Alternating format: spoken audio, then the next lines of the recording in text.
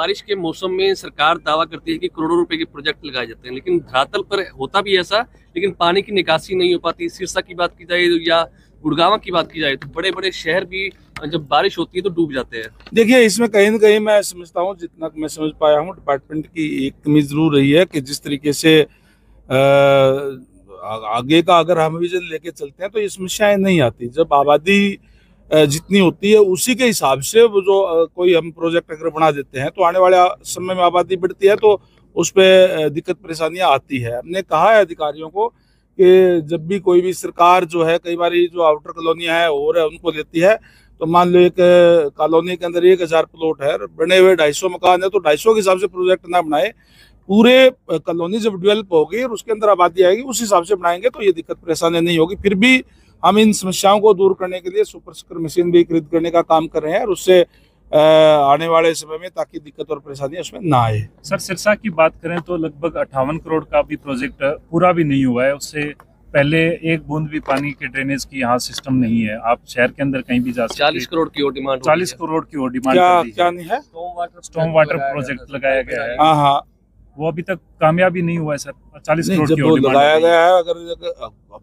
मुझे अब पता नहीं कौन से प्रोजेक्ट की बात आप कर रहे हैं। अगर कोई इस टाइप की जो भी कोई प्रोजेक्ट आया है तो कई बार कोई रिवाइज किया होगा या और कोई आगे बढ़ाया होगा। नगर परिषद का ये बता रहे, शायद पब्लिक हेल्थ का वो नहीं होगा। और इस टाइप का अगर है तो भी कोई, वो तो एक कैलकुलेशन की चीजें हैं। कई बार कोई रिवाइज एस्टिमेट भी होता है और बढ़ाया जाता है काम तो और किया जाता है उसके अंदर। सर, ये लड़ाई लगातार चल रही है नगर परिषद और जो पब्लिक हेल्थ है इनकी। सफाई का टेंडर कभी पब्लिक हेल्थ करवाता है, कभी नगर परिषद करवाता है। 40 लाख का सफाई का टेंडर हुआ है अभी, लेकिन उसमें सफाई के नाम का कुछ देखिए, जहाँ तक सीवरेज की बात है वो पब्लिक हेल्थ के पास है और जो सफाई की जो व्यवस्था है वो नगर पालिका देखती है। तो इसके अंदर तो कोई लड़ाई वाली या उसकी तो कोई बात है ही नहीं। शहरवासी परेशान हो रहे हैं। शहरवासियों को अच्छी सुविधाएं देगी भारतीय जनता पार्टी की सरकार है, चिंता करने की। निकाय चुनाव के लिए क्या कुछ तैयारियां हैं? पूरी तैयारी है निकाय चुनाव की, और जल्दी ही जैसे स्टेट इलेक्शन कमीशन निकाय चुनाव की घोषणा करेगा हम पूर्ण रूप से तैयार है। आज माहौल भारतीय जनता पार्टी के पक्ष के अंदर है। जहां जहां भी निकाय चुनाव हमारे होंगे निश्चित तौर पर भारतीय जनता पार्टी के उम्मीदवार जीत करके आएंगे। दिल्ली चुनाव भी आपको प्रचार करने के क्या स्थिति लग रही है? दिल्ली के अंदर निश्चित तौर पर भारतीय जनता पार्टी सरकार बनाने जा रही है, क्योंकि आम आदमी पार्टी की सरकार, जैसे आपको पता है कि कांग्रेस के करप्शन के खिलाफ उसका गठन हुआ था और उसी कांग्रेस के साथ जहां उन्होंने लोकसभा चुनाव के अंदर हाथ मिलाने का काम किया, वहीं उस करप्शन के अंदर भी वो लिप्त हैं, चाहे केजरीवाल जी हैं, चाहे उनके मंत्रीगण है। और दिल्ली की जनता अपने आप को ठगा हुआ महसूस कर रही है। निश्चित तौर पर दिल्ली की जागरूक जनता है, देश की राजधानी है। डबल इंजन की सरकार बनाएंगे ताकि हमारे देश की राजधानी और सुंदर। केजरीवाल के खिलाफ एक और जो कार्रवाई शुरू हो गई है, मनी लैंडरिंग की जो है, अब सहमति ईडी को मिल गई है। देखिए, जो कोई किसी टाइप के कारनामे करेगा तो उसके खिलाफ कार्रवाई तो होगी। किसान आंदोलन सर, डल्लेवाल जी आज 50 दिन से ज्यादा हो गया है आमरण। देखिए, ये इश्यू जहाँ तक हरियाणा की बात है, हम सारी की सारी फसलें एमएसपी पे खरीद रहे हैं। 72 घंटे के अंदर डीबीटी के माध्यम से हम पैसा डालने का काम भी करते हैं।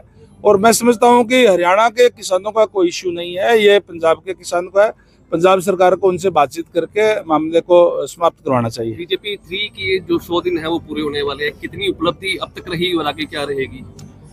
निरंतर उपलब्धि है, कोई 100 दिन की बात नहीं, बल्कि हम तो पहले दिन से ही इस पे हमने अपने कार्य शुरू कर दिए थे। पहले दिन से आपको पता ही है कि जैसे ही नायब सैनी जी ने और मंत्रिमंडल ने शपथ ली, मंच से नीचे उतरने से पहले 25,000 युवाओं को घर बैठे हुए सिलेक्शन लेटर भेजने का काम किया।